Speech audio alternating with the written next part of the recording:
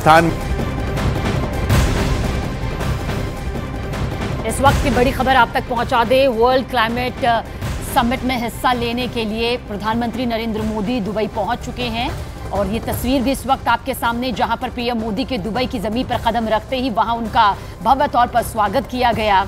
जानकारी आप तक पहुंचा दें कि विश्व जलवायु कार्रवाई शिखर सम्मेलन में हिस्सा लेने के लिए प्रधानमंत्री नरेंद्र मोदी पहुंच चुके हैं दुबई में। गर्मजोशी के साथ यहां पर उनका स्वागत किया गया और जब रवाना यहां पर पीएम मोदी हो रहे थे, उससे पहले पीएम मोदी ने यह कहा भी कि जब भी जलवायु कार्रवाई की बात आती है तो भारत अपना पक्ष जरूर रखता है, अपनी बात पर कायम हमेशा से रहा है।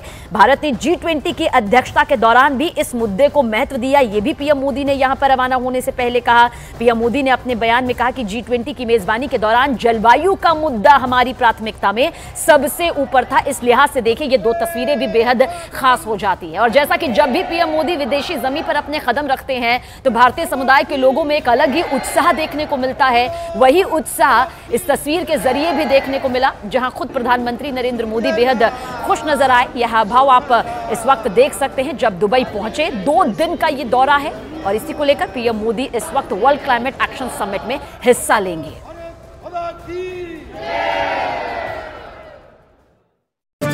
को बहुमत दिलाने की बात कर रहे हैं। जन की बात की एग्जिट पोल, जन